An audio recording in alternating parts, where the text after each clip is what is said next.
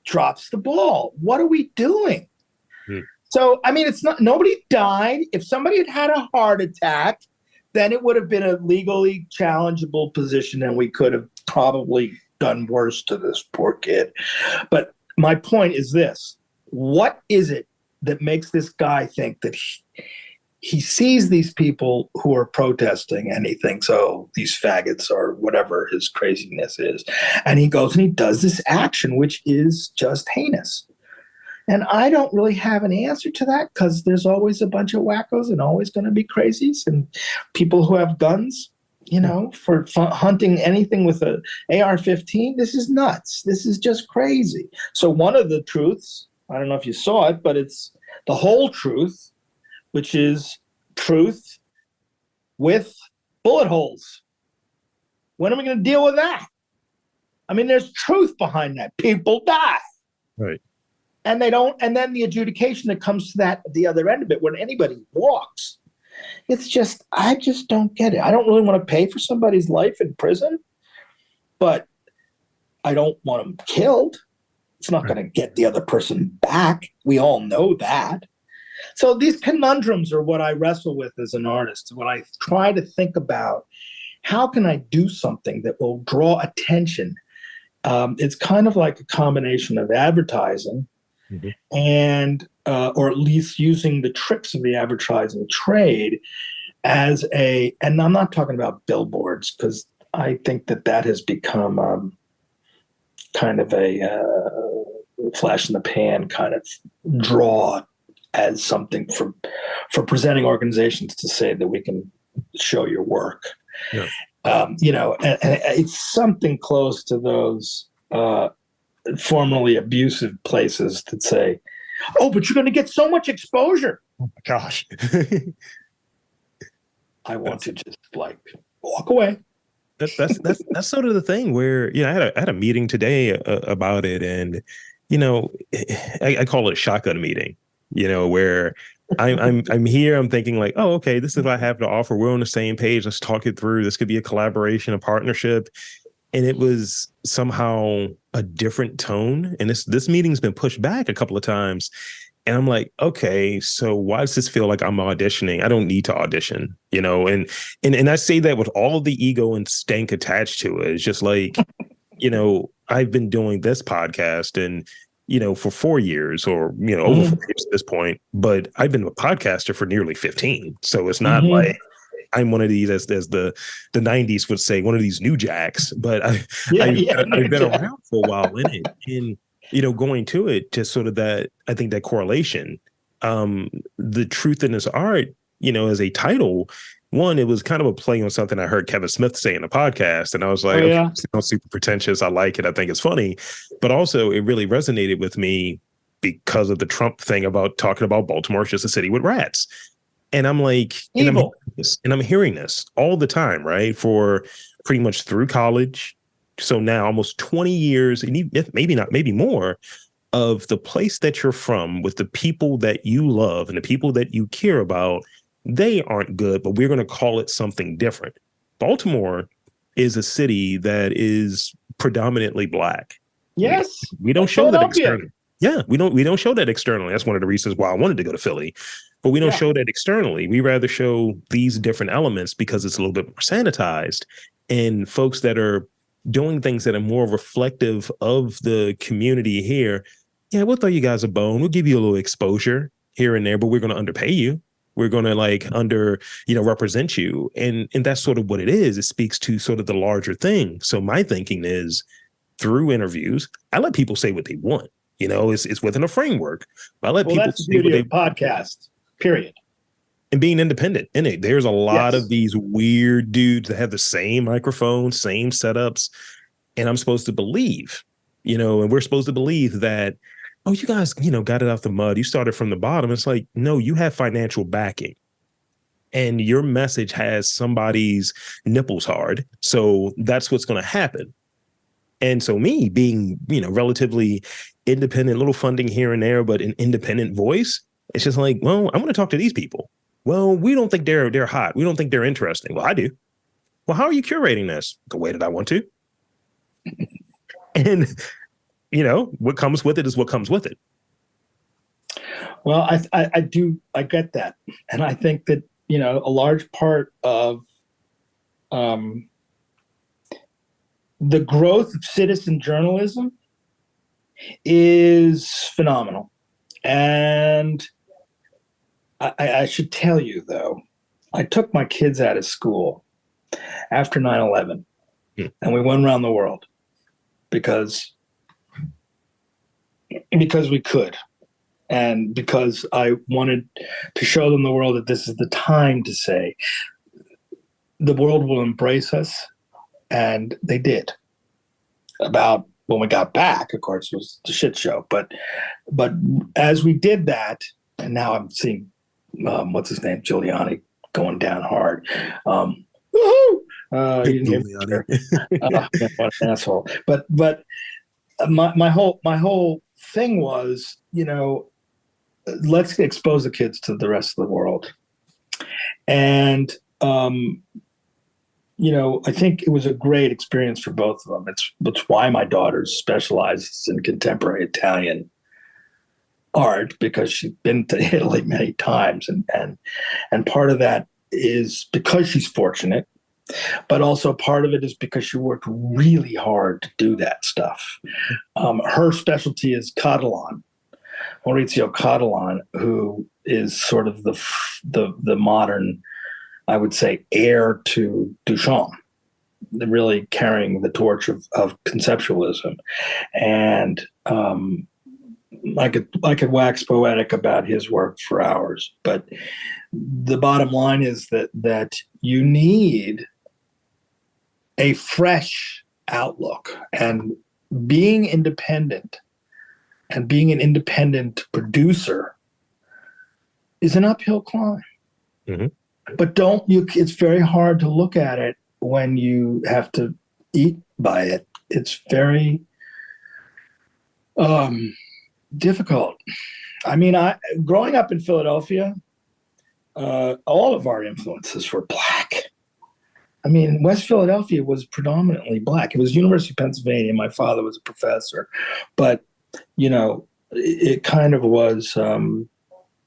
You went in any one direction and you were in gang territory, and that was in the time of gangs when, you just knew. I remember we're driving on 44th Street, and we get pulled over, and I know that the cops were thinking, "What the hell are these white boys doing crossing Market Street?" Seriously, and I was like, at that time, we had a lot of Hmong, the Southeast Asian culture of Hmong, and they'd taken up this whole set of blocks in West Philly. I don't know if they're still there, but I was like, that was to me a real boom in the city's understanding of supporting refugees, because that's what that was. It was what happened as a result of the Vietnam War, and huge amounts of guilt for that. And maybe guilt can do a good thing. The whole Jewish thing. They don't have a lock and key on guilt, nor do the Catholics. It's just a matter of being able to think about how your behavior and your actions are going to influence somebody else. And most people do not think that when they drop the shit out the window that they're going to at 50 miles an hour. They don't care. And this stuff is coming back and kicking our asses. This is why another reason why I did Truth, which is the largest piece, which is the one that I was trying to raise money for, which is called Truth Lost at Sea, which is about 10 feet tall and 44 feet long.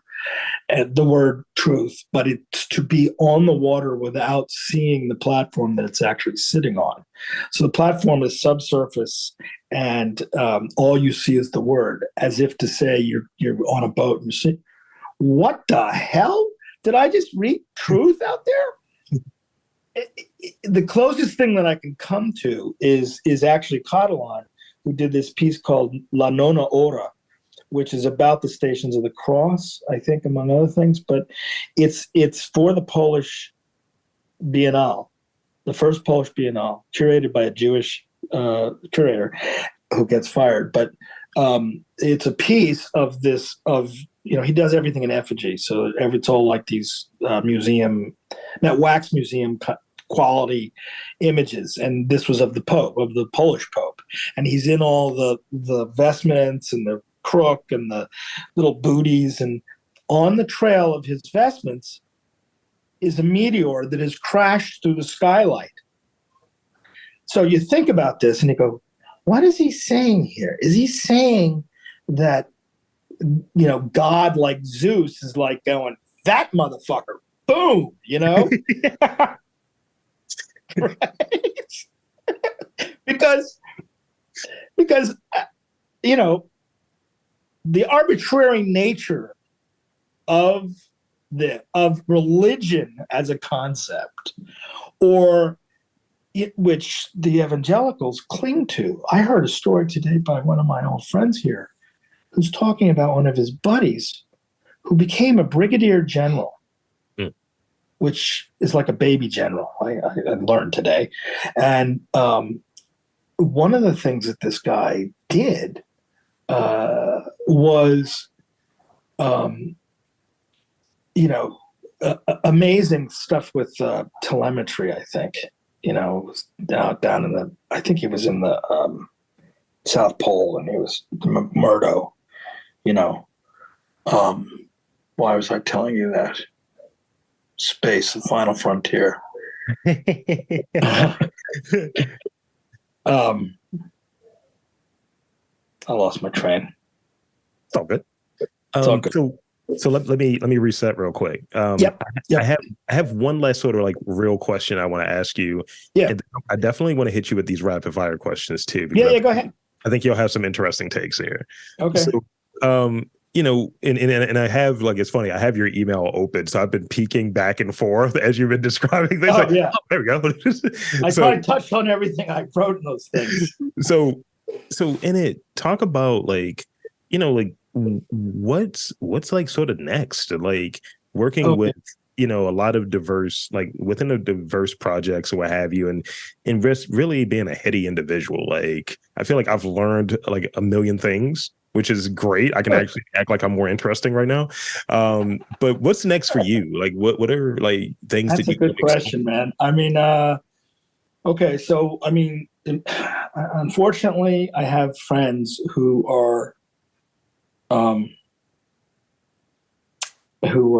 in critical places. One is Joe, who, as I said, I want to help him with his biplane. But that's not a big thing. I will sew the 1896 version. This was built from a 1896 set of plans, like the Wright brothers. Yeah. So he went and he mapped out all the actual skins for the wings, and I'll probably sew those for him. Yeah. But that's not a big deal. I mean, for me, I kind of try to spend my time painting whatever comes into my head or learning from the paint, which means, seeing where the paint leads you. I will still try to pursue the truth. I'm working with Daniel for another friend who was a major screenwriter, who wrote a screenplay that you will flip if I told you the name of it. We'll talk off mic. Yeah. And he's had a serious crisis, and so I'm spending a lot of time, and he lives in California, so it's kind of going back and forth, so I've just my co-producer and I have now taken on the power of attorney to try to deal with that. And the older you get, you reach a point like we are in, like now, my wife and I, where you're managing a previous generation's care. So that's a lot of my time these days, is trying to figure out how I can help and be of service to other people. Really, that's what it is. In terms of the artwork, I spend a lot of time trying not to get too caught up in career. Yeah. Now that I'm 64 and it's impossible to get traction, not because I'm not trying. Interesting. I spoke to very, very high value individuals, have pitched them constantly, and went to the High Line and talked to them, and because I thought maybe we could go across the river with the Truth Lost at Sea. I wanted to do that from Storm King across to the Beacon, to Beacon, which would be great. And Truth Lost at Sea is kind of, a poignant thing, because it's about, have we just given up on truth? And therefore it is in this kind of limbo. And then I wanted to be able to build, and I'm still going to be working towards this, but getting a show that would actually see all the different ramifications of truth that I've come up with, of which there's many at this point, and try to have an exhibition that discusses this during the 2024 election. That's really was my key. But it's, it's a matter of who you know. And I do know a lot of people who are looking to do that on the artistic side, but not on the curatorial side. And it's, if I'm not young, a Tuvalan throat singer who is transsexual, or somebody from whose mother was a penguin and whose father was a walrus. Oh, that's interesting. Yeah. It's like banging your head against the wall. And it goes back to that old aegis of, wait a minute, do I have to be dead to get seen? Mm-hmm. Mm-hmm. And I'm like, okay, so now what I've been doing of late is something that's really important. And that's about archiving and trying to figure out digital asset archives. I had a Drobo for many, many years, and now it's basically failed. As you know, that company no longer exists. And so I'm now, as we speak, I have a very talented young guy who's trying to save as much as he can so I don't have to go spend tens of thousands of dollars to try to resuscitate 20 terabytes of data. And some of that is like my photographs, some of that is like the documentation of old pieces, sometimes it's documentation of recent pieces. I have to see it. And literally next week I will be looking at that. But this is going to be a huge problem as everybody's little cell phone collection in the cloud is somehow corrupted, available for malfeasant use, or like you were saying with AI, deep fake stuff can happen. And all of this means basically the end of Fight Club, which is a hint. I like that. I like that. Yeah. So, I mean, I really want to believe that it's possible, so I can tell this to young artists who struggle with it. It's like most people who see the United States see it as this place that has paved with gold, and there's nothing farther from the truth. That life is difficult, period, and it doesn't matter what field you are in. Unless you have a golden spoon in your mouth because you have been to Harvard and you went to all the privileged classes gateways, and you found a sponsor or something like that, and you get in. It's mercurial, it's capricious, and it can be meaningless. So Jeff Koons can make these things and make conversations about kitsch.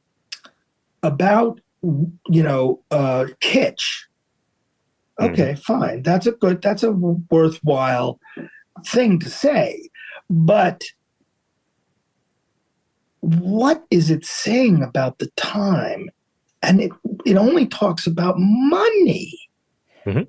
and status, especially when the back page of the New York Times, where you'll see one of his, balloon dogs or something as a feature for the piece of real estate that they're selling. Mhm. This is like selling the color of the painting to match the sofa that it is in front of, which not even get to the insulting part of that. I'm getting to the part that talks about cultural relevance, and people do not get that because it is not taught. I'll throw this at you. Like, when I have these conversations with people who, like, you can't fake enthusiasm, right? You can't fake interest. Right. And I'm like, go on, tell me more, feed me more, John. And you have those sort of conversations with people, but when going to what you were touching on, it's sort of this other thing that happens of who's the safer option, who's the safer bet, how can we bank on this person? So that's the spot that I'm in. It's about risk. Yeah. And folks don't. And I think, I've heard different people who I kind of dig who will say, like, we don't do things that are risky here. You hear it all the time when it comes to film. This movie didn't make what we thought it should make, so we're not going to release it. We don't think this movie's going to be successful, so we're not going to release it. I'd rather the movie come out, suck, or find its audience or whatever it's going to be. And that's sort of the thing. It's always a crapshoot. Any of these interviews are crapshoots. Sure. Some come in. I've had folks come on that are super, like, just buzzed out, that have been smoking way too much weed. I'm like, cool. I know I'm prepared. I don't know what you're going to do, but that's sort of what it is. Right. We want these sort of sure bets. Why would you do that? Why would you do that? I mean, sometimes people get super nervous. I'll say that much. Oh, I see. Well, that's possible. Yeah. And that's fine. And I've described this podcast as a version of like blind dates. Like, you're going, like, I don't know what we're gonna get. Right. But yeah, it is. And I've been I've heard that when I listen. As you should. I mean, like, there was a woman who was talking and she was like saying nothing at one point. I was like, what the fuck does that mean? This is not to diss them or you in any way, but that keeps it fresh. Mm-hmm. And I think, I totally respect that.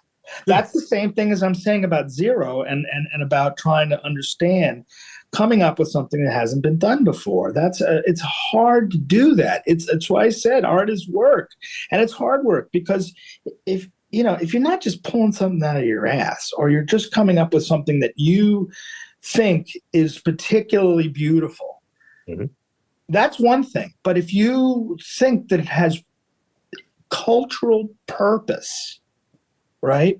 Yeah. That takes will. And the will part of it is increasingly difficult. Yeah, that's been the sort of theme for the day. I've had a few conversations, and prior to this, that really was bringing home that point. And and I'll close on this before we get to those rapid fire ones I want to throw to you. That fighter. I just, for someone like me, and I think a lot of folks, it's just like, just keep doing the stuff that you're into. And that's just what it is. That's what Otto told me. Yeah. He said, keep drawing. And so, I have books and books and books of drawings. I mean, and that's sort of the thing, you just keep doing your thing. And this is where I am. Nice. That is. It's beautiful here. Oh yeah. This is my friend. This is not my friend. I won't say who that is. Well, it's not. It's not Billy Lair. It's supposed to be, but this is. Oh, but this I got, and I like this. That's great. A thistle. Yeah. I mean, this is him. Better. That's great. So, I mean, but the point is, you just keep doing, and that's what I tell everybody, is you really I know it gets discouraging. I mean, I have been turned down for things all the time. But I just got to keep doing it. I mean, you don't really, when you're an artist, you really don't have a choice about this. You wake up, and you're doing this thing, or like you're playing music, and when the other person and you play some jazz thing where you're trying to work something out and you both end on the same point, you are cracking up. You're thinking it's hilarious. It's hilarious because it's like this weird juxtaposition, and you both come to the same place at the same time. It's just fun. Oh yeah. And that's what. So the answer to your first question was, what I want to be doing is geezering, smoking pot, and being with friends and playing music all the time, because that's a great art form. I love it. So let me hit you with these rapid fire questions. Yeah, go ahead. So, you don't want to overthink these, because you know how it goes. You listen. Yep. All right. So I see sort of, you've exhibited in multiple places. You've traveled, obviously. Mm-hmm. What is the most inspirational place you've visited? Hands down, Bali. When you look at some of your earlier work, describe the feeling of a particular piece. When you think back and you look at it, I hate listening to some of my old episodes. I'm like, yo, I was not. Oh yeah. Or okay, I used to be funnier. It's one of. Well, to answer that question, I'm going to answer it with the answer to one of the questions you sent me an email, which is, how did I start doing this? What was the first memory of this? And the Philadelphia Museum of Art is where we would go as kids every weekend with my parents. And to me and my brother, my middle brother Benjamin are both painters, and my youngest brother is a musician and is a do you know digital performer for MIDI instrument? He's sort of an expert at that. They call him up to ask him how the thing works. I'm not kidding. And so I think that exposure to things like Duchamp's big glass, are springboards, and you don't know it at the time. For us, my brothers and I, we'd be like, fuck this, we want to go out and play. Right. But you do it every weekend, and it becomes part of your life, and it becomes part of your culture. And, every place I go now, whether I was just in Ireland and in England, I seek out the cultural things. I go to the museums. I go to the galleries. I go to the theater. If I can see music, we see music, but that's less so, because I have specific feelings about recorded stuff, and I like it sometimes better than having to be next to somebody that's going to sneeze on me. No, that's great. I do something very similar. There's two things I'm looking for when I get to a place: where's the coffee, where's the culture. I'm looking for where's the sort of queer neighborhood, because I know that the food's going to be fire, for one. Two, it's going to be pretty clean, and it's a nice cross section of different people. It's interesting, and and I say this with all of the sort of love and respect that's there, and and the goal is to try to travel more and take more of this on the road, because I think this is how you. I think that's a good idea. I think that's a very good idea. I mean, this puts me in a very weird position, because I have traveled around the world probably 3 times, and I don't think I can do that anymore. Not because of my age, but I don't think that I feel like that's a big carbon problem, and I don't walk around carrying those issues on my sleeve. But at some point, we have to take responsibility for what we do. And I'm lucky. My kids are lucky. I will still travel, but I will try to not do that. And if I can take a boat, I'm going to take a boat. Yeah, I hear you.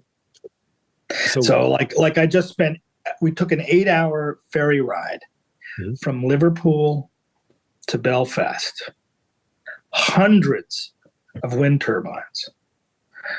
Right off of Martha's Vineyard, which is where I live, they're putting in the first offshore wind.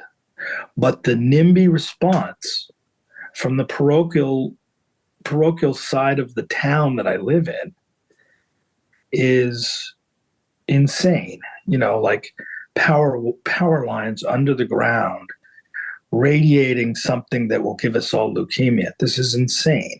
Right. Because you don't know the science. Yeah. If you think you know the science, you're full of shit. I mean, do my own research. Yeah. Well, that's the problem. You see, look, the problem with the world right now is everybody has an opinion. And the older I get, maybe I joke when I say this about the fascist side of things, that I kind of don't think most people should have an opinion. But I certainly wish people would listen more and talk less. I should be the first one to be doing that. I talk way too much, as you know. So you kind of touched on this a second ago. You were showing me your for those without the visual, you were showing me some of the sketches and some of the paintings you were doing in your book. Are you more inclined to be a nighttime creator or a morning creator? Good question. Nighttime. I dig it. So this is the last one. This is the last one. I got to know it, because I'm picking up some sensibilities. I feel like there's the air sign vibe there. I don't know if you're an Aquarius, but I'm feeling that vibe. I am. Same. Gang. Probably. Hell yeah, let's bang it. Yeah. What is your January 26th? 20th. There you go. Yeah, I'm right down the cusp. Yeah. What is your go-to snack? It doesn't have to be, healthy. It just has to be good. What is your snack? Yeah. Well, as a diabetic, fruit. Okay. Any particular fruit? It's usually apples, but it can be those little tiny clementines. I like clementines. Oh yeah. Man. I like a nice. I mean, you have to understand. My mother was from New Orleans, and I grew up with Creole food. Mm-hmm. So I grew up with red beans and rice, and jambalaya, and griots and grits, and that kind of stuff. So I always, the spiciness, and between her and my wife, there's a restaurant that it could be Michelin 5-star. Yeah, my mom's pre-diabetic. My dad's got the high blood pressure, or what have you. So it's just like, here's everything. Are they from Baltimore too? Yes. I will say this. I'll throw this out there because I think you'll appreciate it. I may relocate to New Orleans. I've been 6 times. Really? That's my second favorite city outside of Baltimore. Damn Skippy. Of New Orleans. And I already have a New Orleans alias, everything, Robert Delacroix. Well, make sure you keep in touch with me, because my grandfather was the youngest of 10 brothers and sisters. So I have a fucking huge family there. Oh, yeah. And they were part of the my grandmother started the orchestra.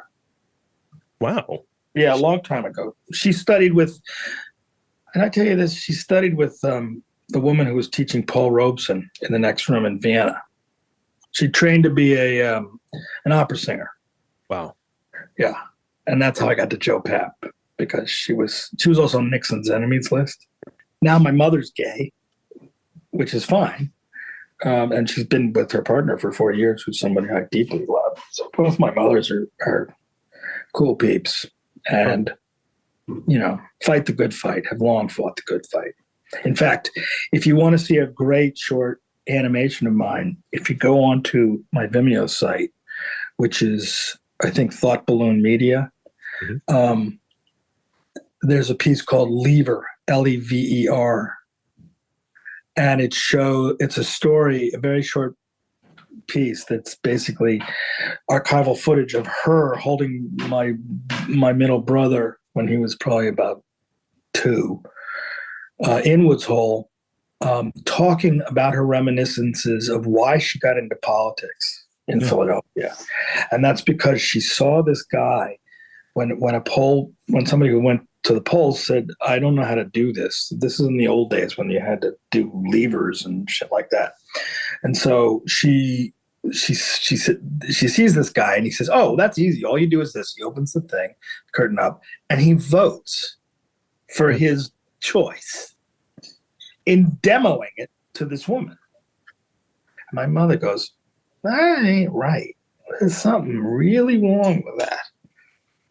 And that's the beginning of, I would say, 65 years of, or maybe even more, 70 years of political engagement. No, 65, I think. You know,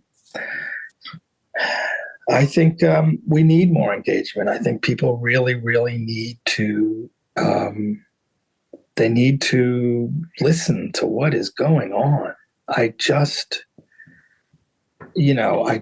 don't. I mean, the last couple of days, because I've been up here and sort of out of touch, the whole thing with Trump, we're ready for the perp walk, and we're really ready for the champagne, because that bastard has to go away for so many reasons. Yeah. I'm not saying Joe Biden is the best guy to walk down the block, although the shit that he's accomplished in a short time is really remarkable. Yeah. He did a lot of stuff that I would never agree with. The whole Anita Hill thing was horrible. And we have, Clarence asshole Thomas doing what he does because, and his wife doing because, he was asleep on the ball. But infrastructure bill, all these other major things, everything is political. Mm-hmm. So if you don't want to look at the politics, you're a goddamn coward. And that's just, if you want to be a patriot, you don't have to wear a damn hat that says "Make America Great Again." What you need is to get involved. You need to vote. You need to understand the sanctity of voting and why that is such a critical and important part of who you are as an American. Yeah. And it's, if you want it to change it that way. Don't change it by armed insurrection. Those guys should all be in jail. 100%. I mean, this is not new, and I'm not the first person to say this, No, but And I tell you, as an artist, being political and having the graphic skills is really an endurance test more than anything. It's an endurance test. How do you sustain over that amount of time? Yeah. I used to ask my mother, I said, don't you get tired of protesting this shit? She's got this thing, the Granny Brigade. And now that I'm a grandfather, I'm like, oh, can I join? Anyway. But yeah, let me close out here. This has been, wonderful. And, I want to again thank you for taking the time to chat with me. This has been just eye-opening and just a lot. It's been great. And I want to invite, it's always good to talk to another Aquarius, by the way. I want to invite and encourage you to share with the folks where they can check out your work, social media, website, and these final moments. The floor is yours. Oh, okay. Well, here, I have a list. I mean, I think because it's a podcast, there should, do you put in, I'll put it in the show notes as well. Okay, because I think that's really the best way to do it, because the things get too long. But I mean, I can just tell you that if you are on Instagram, that's really where I post most live stuff. And these days, actually, I've been playing music on Sundays. All the kids call me Django, so it's like Django performs, Django paints, Django sculpts, all these kinds of things. So I mean, that's really sort of my life these days. I don't do Facebook anymore because I think it's both for geezers and for just keeping up with your high school chums. But in terms of, Vimeo, it's Thought Balloon Media, and that's a lot of work, which includes a great piece, which I wish more people would see, which is called Occupy Santa. And the story behind it's a great little piece. It basically says I'm giving away all these inflatable costumes, and I just give them to strangers who don't necessarily know each other, and then you make you make instant community. So it's kind of like, how do you make community as an art form? Again, this is about trying to come up with something that's not been done before, and trying to make artwork that is fresh and not a repeat. And that's a challenge. It's a real challenge. So that's the best that I know. And there you have it, folks. I want to again thank Jon Goldman for coming on to the podcast and sharing a bit of his journey with us. And I'm Rob Lee for Jon Goldman, saying that there's art, culture, and community in and around your neck of the woods. You've just got to look for it.